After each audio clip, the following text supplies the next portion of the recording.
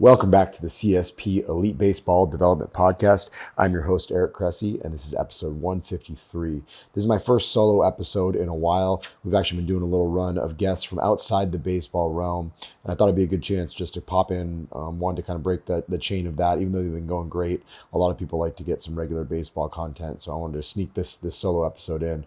And I think it's an important topic. I'm going to cover why pitching injuries occur. And this is really kind of a step back, take the 30,000-foot view, and talk about some things other than just pitching mechanics. It's the most debated aspect of the industry without a doubt. And I think we need to really take a step back and think about how there are a number of both intrinsic and extrinsic factors that can impact why pitchers get hurt. And hopefully it gives people a more comprehensive way to look at how they manage pitchers. With that said, I do want to give you a quick heads up that one of my newer products, Thoracic Outlet Syndrome Diagnoses and Interventions, is on sale for $50 off through this Sunday at midnight. This is a collaborative effort with the Fascia Training Academy that took close to 2 years to pull together. A product I'm super excited about. It takes an unprecedented deep dive into understanding, identifying, and treating TOS. Their detailed anatomical innovations, their guided cadaver dissections, practical exercises, and some powerful case studies. It really takes you kind of behind the scenes to give you rehabilitation specialists and fitness professionals in the crowd really good knowledge surrounding this condition, which can really be debilitating in overhead throwing athletes. So if you're a clinician or you're someone kind of looking to help players avoid this, I think it's a really it's a good resource that'll help you a lot.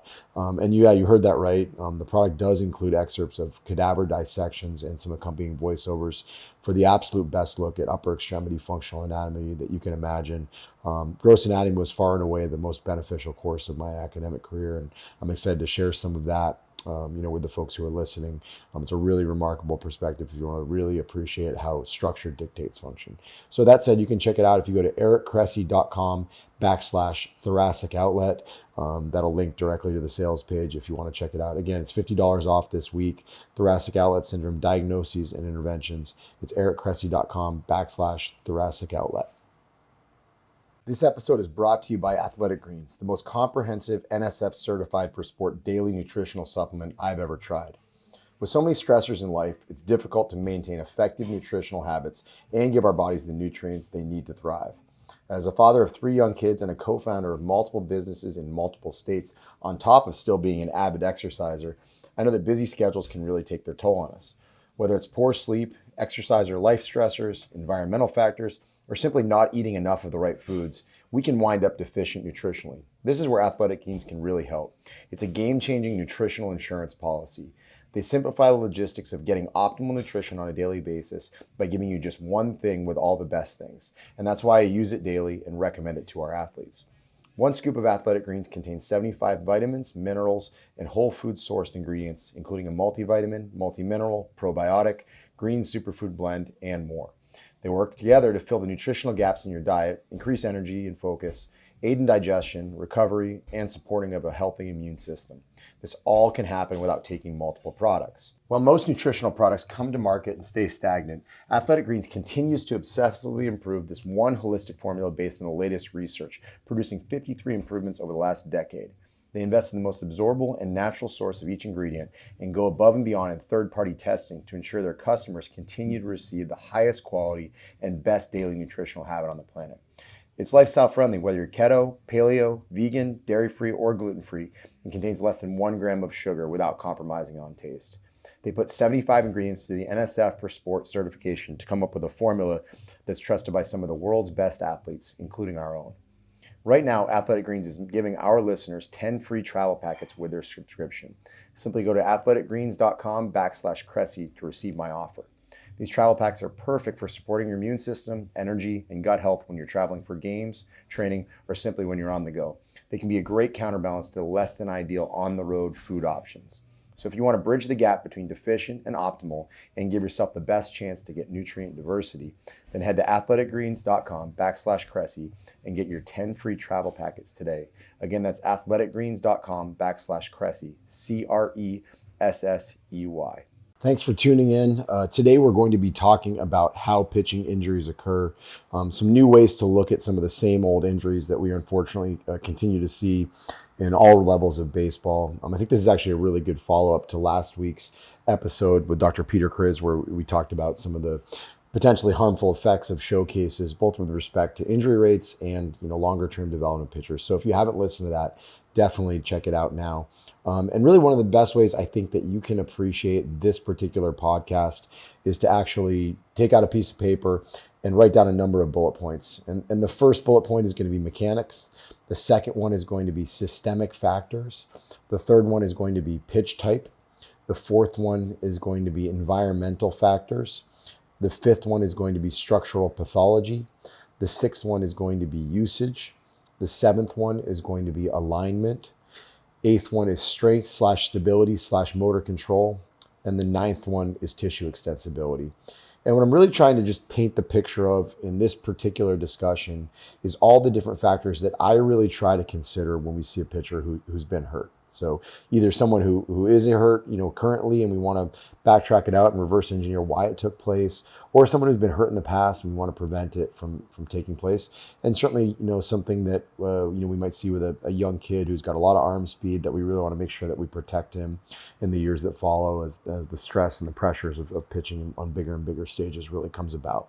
So where I want to start is I want to talk mechanics. And what's interesting, and I think a great listen, if you haven't checked it out yet, was Ben Hansen on one of our early episodes. It was episode 23.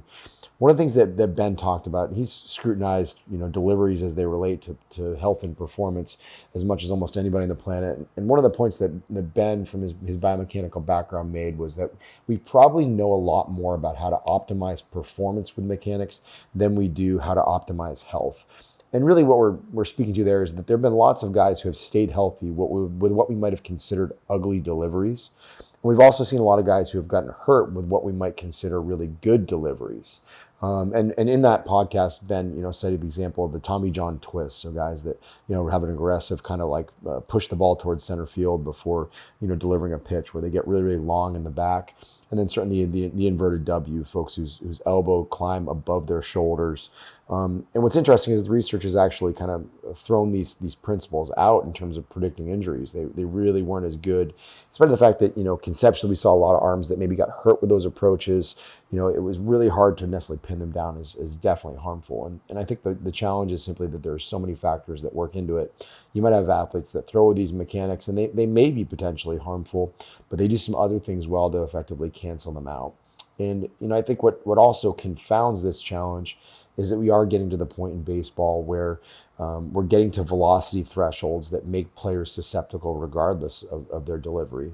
That was another thing we talked about on last week's podcast is, depending on the study you're looking at, injury risk seems to go up about 15 to 20% with every 1 mile per hour velocity increase that we see. So that's just with respect to UCL injuries. That doesn't even take into account what we're seeing with shoulders, the increased incidence of thoracic outlet syndrome, all these different things that are creeping up as velocities go up. So it's really hard to say that any one thing is going to magically keep pitchers healthy. What we know is that, guys who don't run fast don't usually pull their hamstrings. So, when we're seeing velocity climb higher and higher, we are going to inherently be playing with fire with a lot of these athletes. Building on this mechanical discussion, we have to be really careful about just overhauling mechanics. These dramatic adjustments in high performers can often take away deception, or they may, create unwanted adjustments to pitch profiles that actually make a pitcher successful. So when you're playing with mechanics, to try to optimize health, there may be opportunities for you to accidentally make an athlete substantially worse. So, these are really, really big questions you have to ask. And I think if you ask 100 different people, there are very different opinions on what good mechanics really are, what the key checkpoints in the delivery have to be. Certainly if we see a guy whose arm is inverted at front foot strike, it's going to be really hard to throw a breaking ball downhill. And we need to look at, what factors, whether it's, looking at the hip load early in the delivery or actually changing the way they take the ball out of the glove. Something like that can potentially impact that downstream ability to be effective. But, for me, I generally try to think upstream more often. And for me, mechanics are always going to be secondary to a number of other factors, many of which I'm going to discuss now, things along the physical preparation side of things. a lot of times we try to take mechanical solutions, to what may be physical limitations, that what may be chronic fatigue states, all those different things. So, the first lesson in this podcast is that while mechanics may in fact contribute to injury, and the connection is less understood than we might have realized, might have thought we realized previously, it's probably not the first place should go as you start to kind of attack this collection of thoughts that we outlined in that bullet pointed list at the start. So where do we start? I personally like to go to systemic factors first. We always want to think upstream. So what are some things that we look at? Well, on higher level athletes, we can look at comprehensive blood work. If you look at things like vitamin D status or magnesium numbers, these are things that can have implications. Magnesium in terms of kind of like how quickly athletes fatigue and how they recover between sessions can certainly impact sleep quality. We know that some people who supplement it with that can improve dramatically on the sleep side of things. And then vitamin D, there's some really compelling research looking back to the NFL Combine a long time ago that athletes that showed up with vitamin D deficiencies and insufficiencies were more likely to deal with soft tissue injuries in the years that followed. So we need to be really mindful of taking care of that. I think we have systemic factors like congenital laxity. Athletes who are more loose jointed are going to be more likely to have ligamentous injuries. Maybe they're less likely to have muscle and tendon injuries, but they are going to be more susceptible on the ligamentous side of things. We'll see scenarios where recent illness can really mess athletes up. Certainly over the last couple of years, we've seen pitchers and position players who have had a really hard time bouncing back from significant COVID cases. That's something that's been front and center, obviously, since 2020. But, I can even think back to training a high school athlete, 12, 13 years ago, who had some chronic, like kind of, anterior rib cage type discomfort. And it was residual effects of costochondritis. He'd had basically kind of a previous illness that had led to some, kind of consistent challenges. I believe it was a mono case that actually predisposed it to him. And, he did a short course of NSAIDs and was great, but you just have to be mindful of how much a recent illness can throw an athlete into a tough position that might actually, have them hang on a ligament a little bit more than they otherwise would. Travel is another big one. I know one of the, generally, accepted perspectives on changing time zones is that you'll take basically a day to adjust for every time zone that you change. So you can imagine an athlete going from Seattle to Miami and playing a game the next day. They're really working with a different internal clock and trying to adjust. We also know there are a lot of athletes that really struggle to not just sleep on planes, but many that struggle to hydrate. We'll see people that get chronically dehydrated when they fly, just because of the nature of it being kind of an inconsistent environment. And really, sleep is something that we can't overlook. Teenagers in the research that sleeps less than 6 hours a night have a 1.7 times greater injury risk than those who sleep more than 8 hours a night.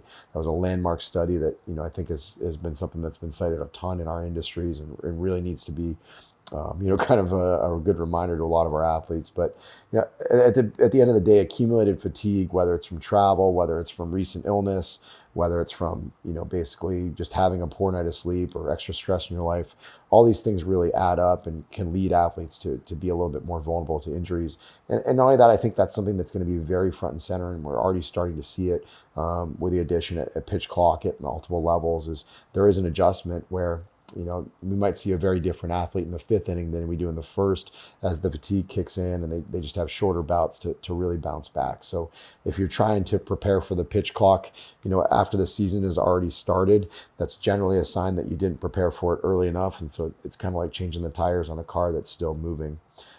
Other systemic factors, hydration is a really, really big one. One of the biggest causes of daytime fatigue and headaches and things like that. So you definitely have to stay on top of hydration, particularly in hot climates where, sweat losses are really, really significant. And I think it's especially important to remind young athletes that earlier games in the day, most athletes do show up too dehydrated. When you play a 1 o'clock game and you're a teenager that sleeps till 10 a.m., it's really hard to hydrate sufficiently. So you have to be really prepared in that regard. I don't think we can ever overlook the impact of various medications. Like I've spoken in the past on this podcast about, having seen some athletes who went on Accutane prescriptions and for acne issues, and wound up having a collection of kind of musculoskeletal challenges as they tried to participate in baseball. But I think even at different levels, we see Medrol dose packs given out a lot in professional baseball. And we do know there's some potential harmful effects in the context of bone. So, if you're on a Medrol dose pack, are you more susceptible to stress fractures and things like that? Those are things that, certainly have been discussed in the literature, and, are should be in the back of our mind anytime we're talking about athletes that are getting hurt.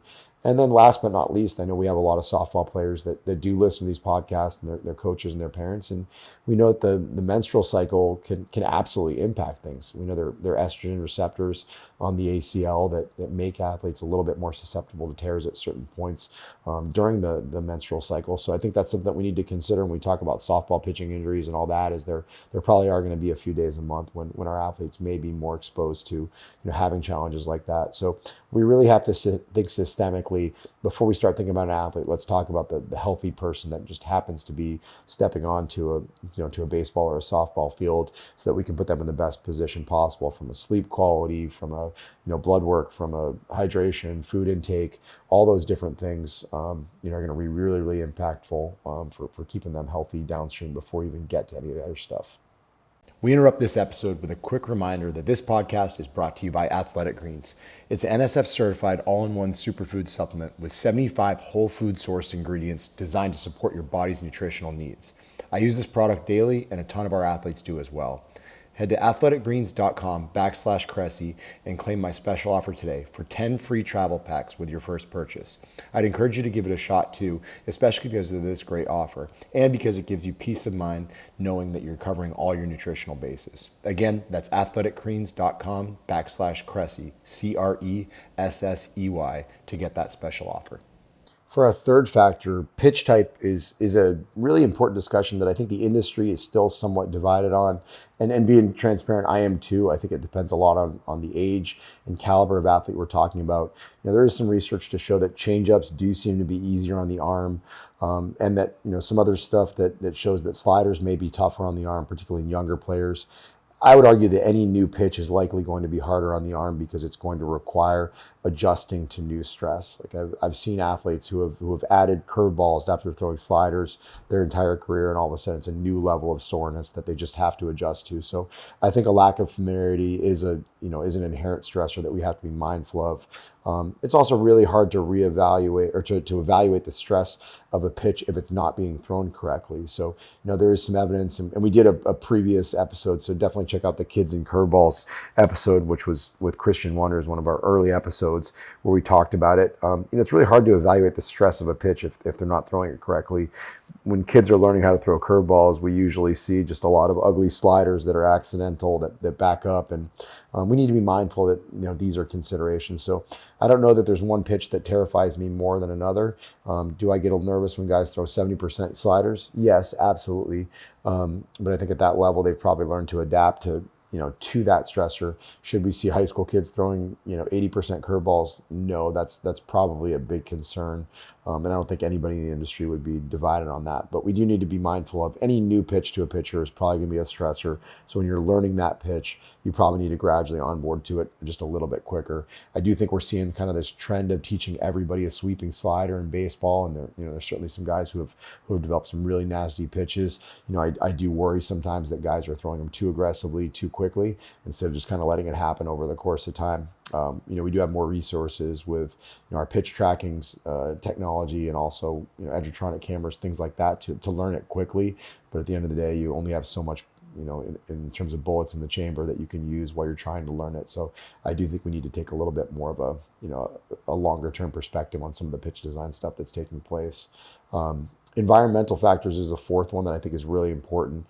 Heat and humidity absolutely impact what pitchers are dealing with. I think, we saw that become a bigger issue as the sticky stuff crackdown happened across baseball, and pitchers didn't feel like they could get a grip in human environments. But certainly we see athletes, in the heat who also just deal with dehydration and altered performance.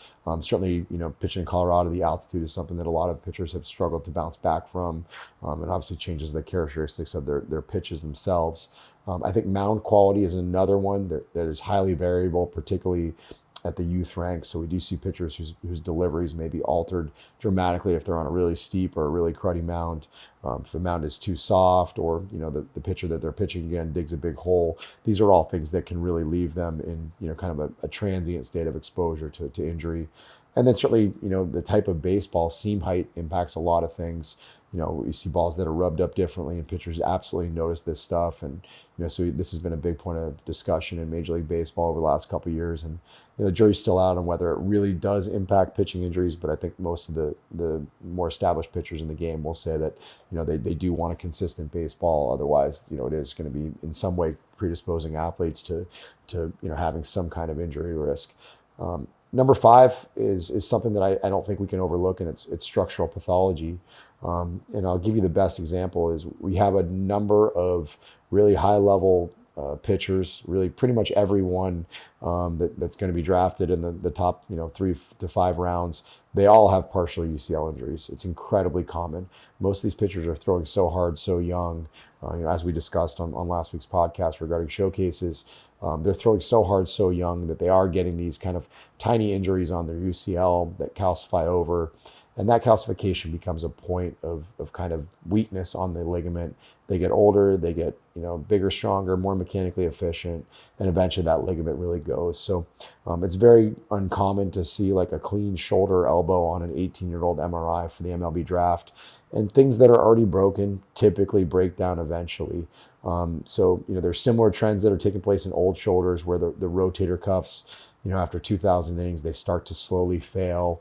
They may adaptively kind of come up with a little bit of a stiffer capsule to give them some more passive stability at the shoulder. But the point is just that most pitchers are already broken to some degree, and it's just a matter of how much that progression takes place. In the presence of a good arm care program, the right kind of treatments, pitchers can have long and durable careers, but they often wind up in tricky spots if they're too broken, too young, and that's certainly borne out by some of Dr. Kriz's research, on success rates in athletes that do have Tommy John surgery at a young age. It's just a really hard time to make up that ground and have the success that you want from a long-term standpoint, particularly knowing that the native ligament is always going to be stronger than the reconstructed ligament.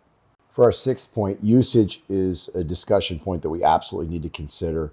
If you look at all the research on, basically throwing injuries, really there are 2 things that always stand out as very, very accurate predictors of injury. One is fastball velocity. The harder you throw, the more likely you are to get hurt. And then the second one is really overuse. And overuse can be a lot of different things. It can be an acute bout of overuse where you're throwing too many pitches in one outing, too many pitches in one inning.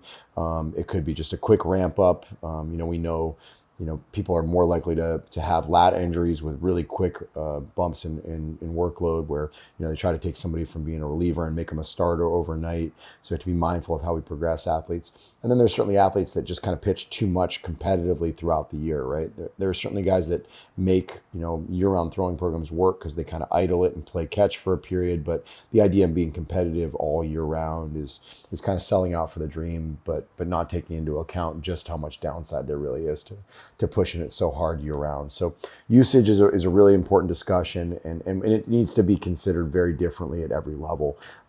There's not a job in the baseball realm that's probably much harder than being a major league bullpen arm that's, doing consistent high leverage outings.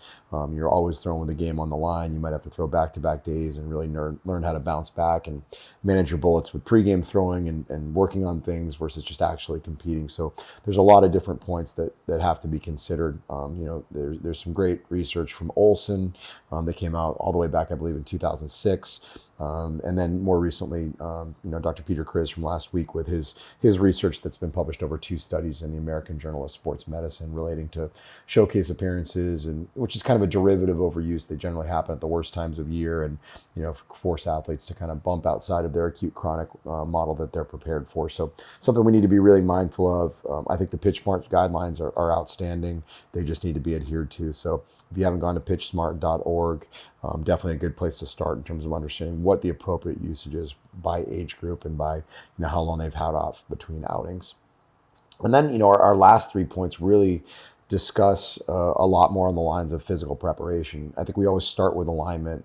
If you have a car that's out of alignment and you go out and you drive 100 miles, you're probably going to wear your tires a little funny. You're probably going to need to get some maintenance done on the car. So we always try to start our stuff with athletes by kind of getting them a little bit more to a neutral alignment. And by no stretch of the imagination by saying that baseball players should be symmetrical, but I do think there's a level of asymmetry that becomes excessive. We had a really good episode with Dr. Ron Huruska from the Postural Restoration Institute, and they've been behind the concept of the left AIC, right BC pattern, where you see these low right shoulders and adducted right hips, and players basically become very lateralized to the right, and sometimes it can become excessive when they're right-handed pitchers playing a right-handed dominant sport, living in a right-handed world, driving right-handed cars. These are really important considerations, and sometimes we just need to get folks a little bit back to neutral with some 90-90 hip shifts and, different kinds of reaching exercises that we do in our warm-up, just to give them a little element of neutrality before we go and start to challenge other things. In many cases, these are the things that really help you to not have to stretch things. Because when you stretch a joint that's out of alignment, you create instability. When you get somebody back to a little bit of a neutral position, and then you start doing some of your mobility exercises, you usually start from a much better position. And, you're also, in a better position to capitalize on point number 8, which is strength, stability, and motor control. All things considered, you're going to be better at developing force when your position of neutrality is established. So we always try to, basically make sure that we put people on a good foundational starting point before they start to load. And I think strength is the foundation for a number of different things, right?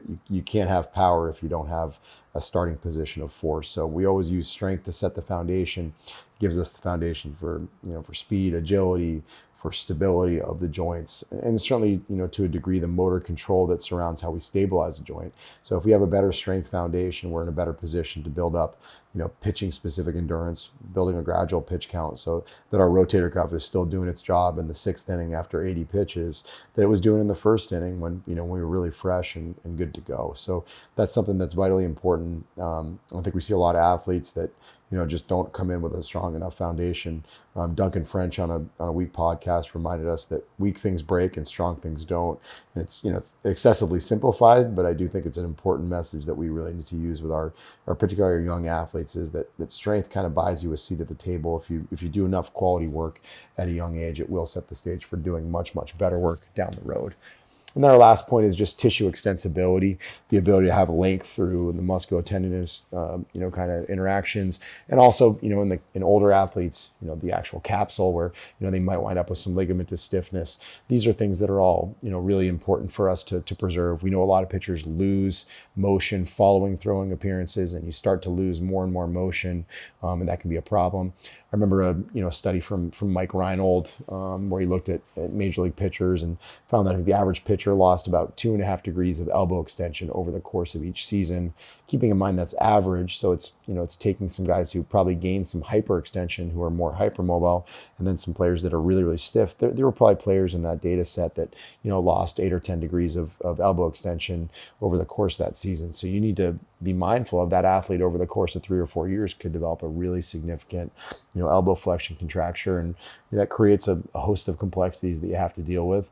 And certainly we have athletes that may have tissue extensibility changes that are there so long that they eventually become cemented joints. These might be athletes that develop reactive changes around their acetabulum, so their hip socket, or their femoral head as it sits in that socket. So the ball and socket joint effectively has less room to move around. We'll certainly see elbows that develop reactive changes and lay down more bone, and it might break off and become a loose body or a fracture or something like that. So there's all these different things that we need to consider from a physical standpoint, but get people into good alignment so that we can make the most of our tissue extensibility /motor, /mobility work, get better manual therapy, And then certainly, attack the strength / stability / motor control work, and then, get on a good aggressive throwing program that's progressive, to make sure that we prepare people for the demands that are thrown at them.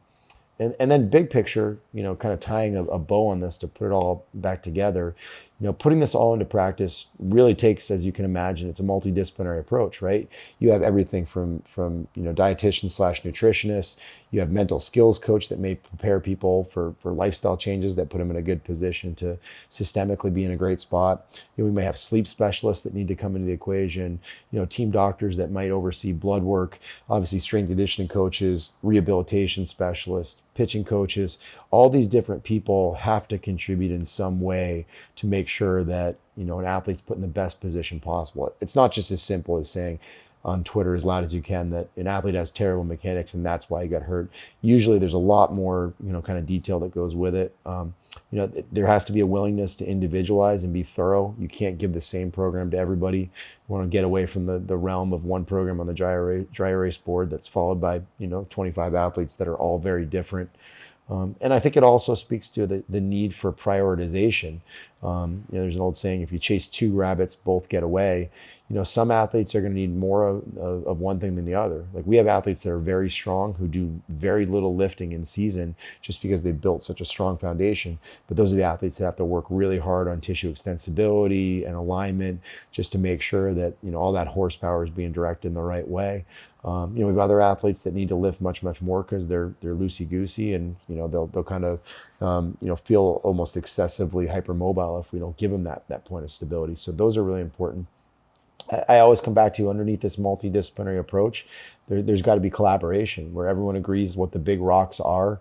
And it's really hard to get everybody to agree on mechanics in most cases. So that's something that is, once again, not the first place I would go with most people. I'm more likely to look at movement proficiencies and systemic causes and, where fatigue plays into things and then work downstream from that. And then another thing that gets overlooked, I think a lot of this stuff is athlete buy-in. The athletes have to do the work. Programs only work when athletes do. So you could have the best plan on all of these 9 factors. And if they don't, necessarily, follow through with the program, then none of it really matters. You've just done a lot of thinking and writing, and there isn't going to be a good downstream effect. So, to kind of like wrap this up with one last key point, though, I would say that the higher the level of the athlete, the less you need to change. And the more changes are subtle tinkering than they are overhauling. So with big leaguers, you don't overhaul a delivery, you don't overhaul an arm action unless there's a really dramatic reason to do so. You can overhaul a lot more in a 13 or 14-year-old kid that has a terrible delivery, is weak, hates stretching, and doesn't like to do a throwing program and drinks soda with every meal and stays up all night. Like that is a recipe for disaster. You can overhaul that kid and attack as many of those habits as you want. Once you start talking about a 28-year-old big leaguer who's throwing 98 miles an hour, getting paid a lot of money to do his job, the last thing you're going to do is tear things apart. You're going to be more likely to look at things that are upstream, looking at fatigue, looking at how you prepare their body and what you can do to help them be successful with the high level of skill that they already have. So that wraps it up. 9 big things to consider: mechanics, systemic factors, pitch type, environmental factors, structural pathology, usage, alignment, strength, stability, motor control, and tissue extensibility. I hope you enjoyed this and found it beneficial. A friendly reminder that, again, our thoracic outlet course, diagnosis and interventions, is on sale this week. Just head to ericcressey.com/thoracic outlet and you can get $50 off on that purchase this week. Thanks for joining.